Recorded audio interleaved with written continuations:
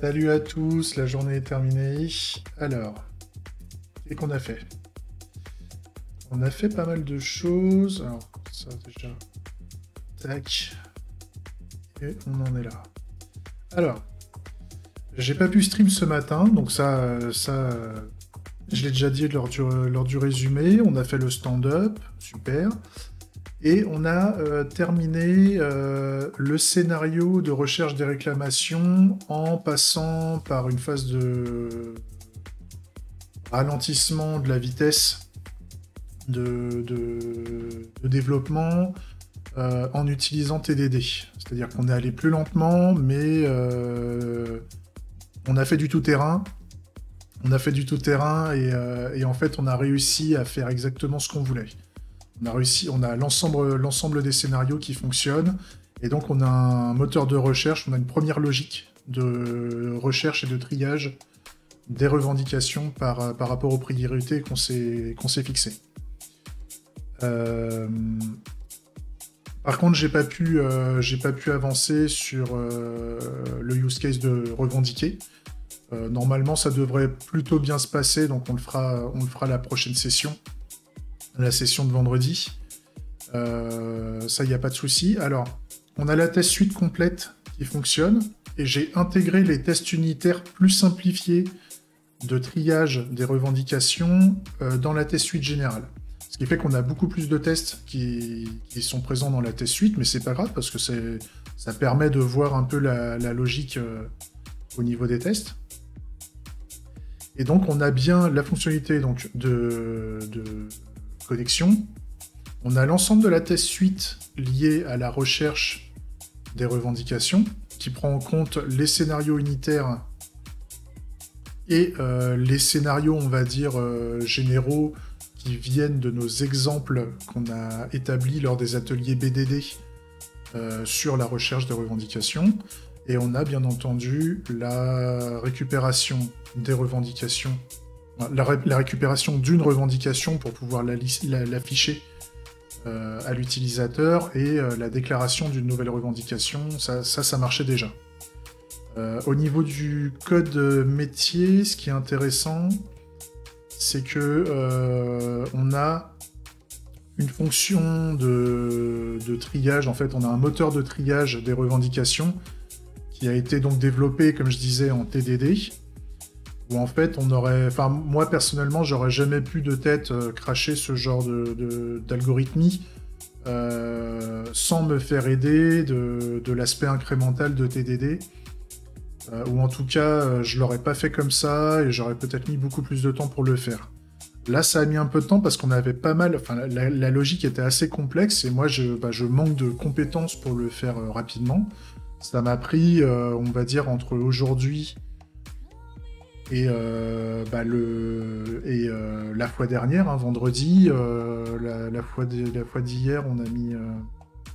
à la fois de vendredi, la session de vendredi, on a dû mettre 2 heures. On a dû démarrer 2 heures, je crois, si je dis pas de bêtises. Plus aujourd'hui, où on en a fait un peu ce matin et un peu cet après-midi, et après on est reparti en ATDD. Je pense qu'on a fait, en une petite journée, en fait, on a réussi à résoudre cette partie-là. Donc, grosso modo, pour la fonctionnalité de recherche de revendications, ça nous a pris une grosse journée, voire 2 jours pour la faire. Mais c'est ok, enfin, ça fait le café, donc tant mieux, ça nous a ralenti un peu. Mais maintenant, on a un moteur de recherche qui va prioriser les revendications. Et grosso modo, si on met... un seul mot dans la revendication, ça va essayer d'en récupérer une partie. Si on en met, si on n'a qu'un seul mot dans le champ de recherche qui existe dans certaines revendications, ça va les trouver, mais ça va les mettre vers la fin plutôt. Si on a l'ensemble des mots qui vraiment matchent, si on a l'expression entière qui match, ça va la prioriser tout en haut. Et si on a les mots, si on a l'ensemble des mots du champ de recherche qui se trouvent dans l'ensemble de la revendication, mais pas forcément l'un à côté de l'autre, dans ce cas-là, normalement, ça devrait se retrouver en position à peu près intermédiaire. Donc franchement, c'est pas mal. Franchement, ça marche bien. C'est pas terminé. Il y aura sûrement d'autres besoins plus tard.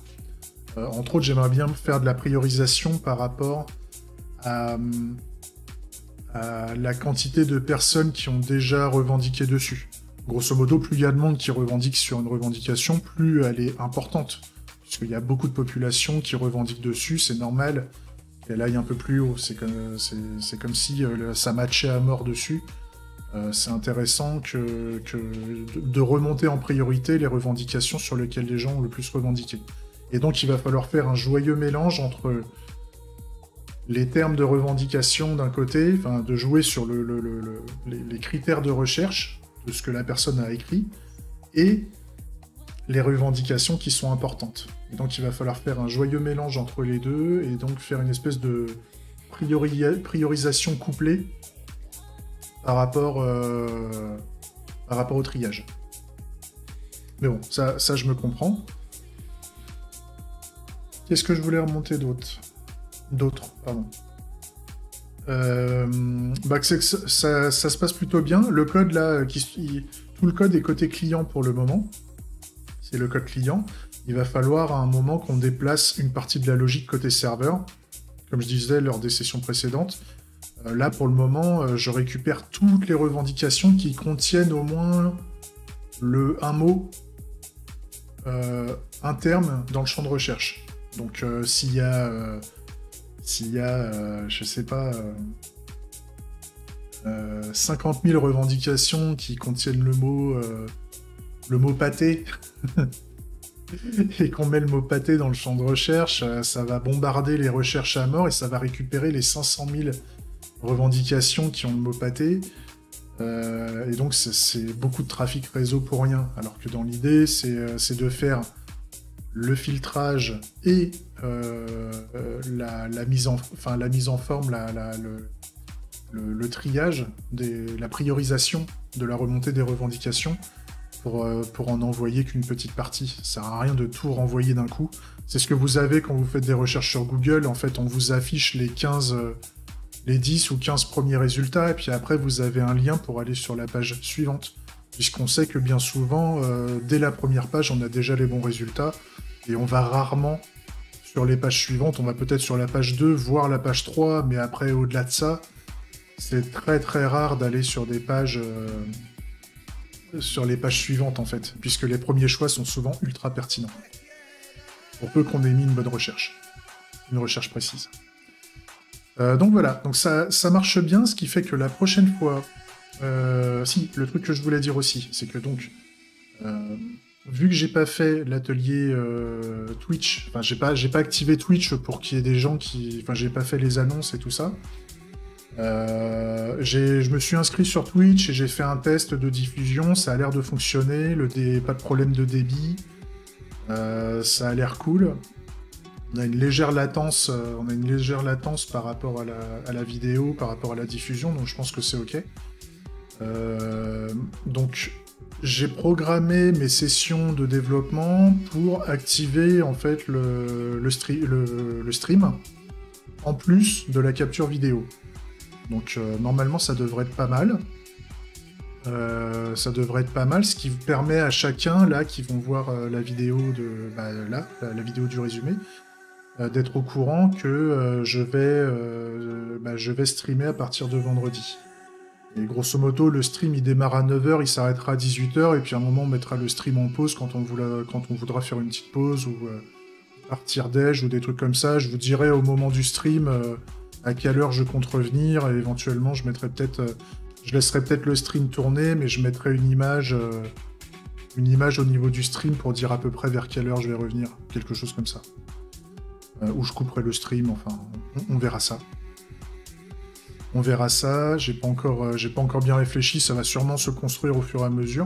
Donc grosso modo, la prochaine session, on va avoir du stream. Faut juste que je m'en rappelle de l'activer. Normalement, j'ai fait les programmations. Si vous allez sur cette URL là, c'est mon compte Twitch. Vous pouvez vous abonner si vous voulez avoir des rappels ou des trucs comme ça. J'ai mis les programmations du lundi et du vendredi. Donc si vous mettez un petit rappel, vous devriez avoir la notification vendredi matin comme quoi le stream va démarrer. Donc ce qu'on fait, on sera la journée 20. On sera le 20e jour de développement de Bangerang, et ça nous amène... Ça nous amène quand, ça? C'est le 19. Le 19 mars. 19 mars, alors bah pareil, hein, on va faire un coup de streaming, on va se faire un stand-up, on va continuer à TDD, sauf que là, la recherche des revendications, c'est fait. Et donc, on va faire le claiming, ça c'était prévu. Par contre, ouais, c'est le claiming et l'enregistrement. C'est les deux derniers cas d'usage, normalement, qui nous restent, en tout cas à court terme. Une fois que ces deux cas d'usage ils sont faits, normalement, on va faire le rattachement à la business logic, et puis on va faire un serveur. On va faire un minimum de code serveur. Je pense que je vais m'appuyer sur une fonctionnalité serverless pour... Je vais m'appuyer sur Vercel pour faire du serverless, mais par contre, au niveau du serveur, je mettrai un connecteur, un adapteur de type stockage. Alors, est-ce que je fais est-ce que je fais appel à une base de données? Est-ce que je fais appel à juste un stockage à la con de type S3? On va voir. On va voir ça. De toute façon, au début, il vaut mieux faire très simple et faire évoluer la techno quand il y a besoin, quand on se rend compte qu'on a des problèmes de performance anticipés ou actuels. Ça peut être pas mal. Et donc, en fait... Ouais, non, en fait, j'ai fait 2 sessions... Ouais, on a dû faire une bonne journée de TDD, puisque on a fait 2 fois... Ah bah non, c'est aujourd'hui, ça, je suis con. Je fais n'importe quoi. Donc ça, c'était aujourd'hui, et ça, c'était la fois d'avant. C'est ça, ouais. On a commencé le TDD la fois d'avant, c'est ça. Donc ça, c'est bon. Donc l'annonce Twitch, on l'a déjà faite. Moi, je vais faire les annonces sur les réseaux sociaux ce soir, hein. Là, je vais faire les notifications. Je vais arroser un peu, là, pour dire que je fais... Pour ceux qui veulent faire de la veille techno, hein, grosso modo, vous venez. Si ça vous plaît, vous restez. Si ça vous plaît pas, si vous avez des questions sur le développement et tout ça, bah... Au plaisir. Au plaisir d'aider s'il y a besoin. Par contre, il faut quand même qu'on continue à avancer. Hein, on va continuer à avancer sur Bangerang,